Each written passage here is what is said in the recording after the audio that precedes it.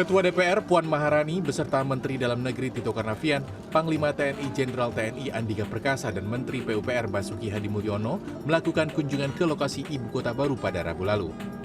Lokasi yang dikunjungi antara lain titik nol yang merupakan kawasan inti pusat pemerintahan serta mengunjungi proyek infrastruktur pendukung seperti Waduk Sepaku Semoy yang masih dalam tahap pembangunan.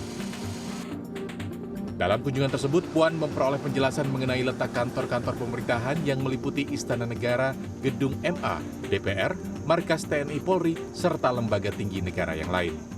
Kenapa memang ini harus dibangun smart dan green?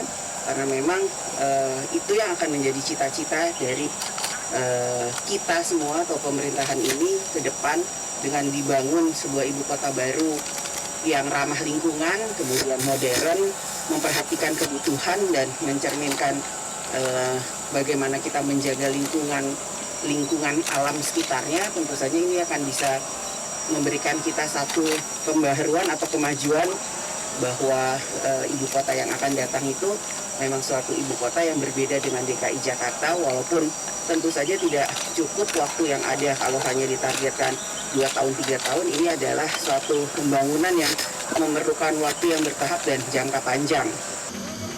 Dalam kunjungannya ke lokasi IKN, Panglima TNI Jenderal TNI Andika Perkasa menyatakan TNI membutuhkan lahan seluas sekitar 4.500 hektar di ibu kota baru untuk 3 angkatan.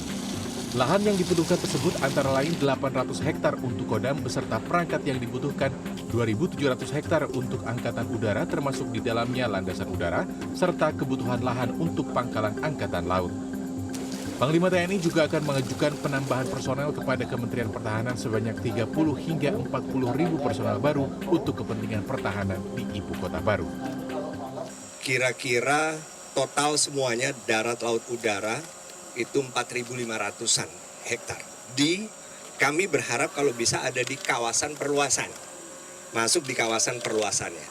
Ya, di kawasan inti pusat pemerintahan ini memang alokasinya 300-an, ya 300 sampai 380-an lah kalau misalnya masih ada ruang. Jadi kehadiran personil tambahan ini dengan satuan-satuannya, dengan alutsistanya, ini kami juga akan mengajukan penambahan personel kepada Menteri Pertahanan karena beliau yang memiliki kewenangan pembangunan kekuatan. Antara 30.000 sampai 50.000 personel baru, darat, laut, udara.